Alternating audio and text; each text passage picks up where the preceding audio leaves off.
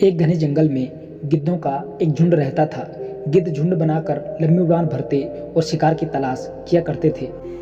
एक बार गिद्धों का एक झुंड उड़ते उड़ते एक ऐसे टापू पर पहुंच गया जहां पर बहुत ज्यादा मछली और मेंढक थे। इस टापू पर गिद्धों को रहने के लिए सारी सुविधाएं मौजूद थी। अब तो सारे गिद्ध बड़े खुश हुए और मजे से वे उसी टापू पर रहने लगे।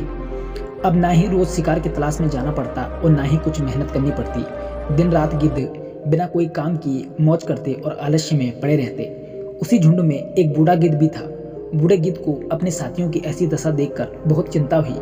वो गिद्धों को चेतावनी देते हुए बोला, मित्रों, हम गिद्धों को ऊंची उड़ान और अचूक निशाने और उत्तम शिकारी के रूप में जाना जाता है, लेकिन इस टापू पर आकर सभी गिद्धों को आराम की आदत हो गई है और कुछ तो कई दिनों से उड़े ही नहीं है। बूढ़े गिद्ध ने कहा, ये सारी चीजें हमारी क्षमता और हमारे भविष्य के लिए घातक हो सकती हैं, इसलिए आज ही हम अपने पुराने जंगलों में वापस लौट जाएंगे।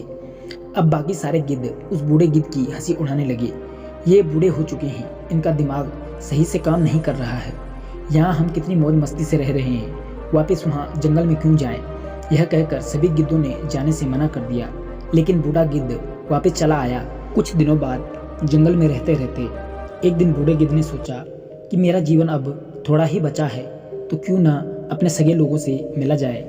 यही सोचकर गिद्ध ने ऊंची उड़ान भरी और टापू पर पहुंच गया। वहां जाकर उसने जो दृश्य देखा वह सचमुच भयावह था।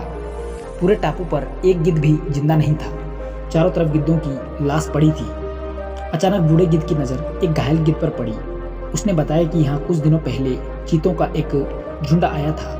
जब चीतों ने हम पर हमला किया तो हम लोगों ने उड़ना चाहा, लेकिन हम ऊंचा नहीं उड़ पाए और ना ही हमारे पंजों में इतनी ताकत थी कि हम उनका मुकाबला कर पाते। चीतों ने एक एक करके सारे गिद्धों को खत्म कर दिया।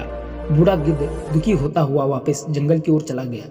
अगर हम अपनी शक्ति और अधिकारों की रक्षा नहीं करते तो धीरे धीरे हम उसे गवा देते हैं। आरामदायक जीवन जीते जीते हम ये भूल जाते हैं कि हमें जो भी मिला है वह बहुत ही त्याग और मेहनत से मिला है। अगर हम उसका सम्मान और रक्षा नहीं करेंगे तो हम बाद में बहुत पछताएंगे।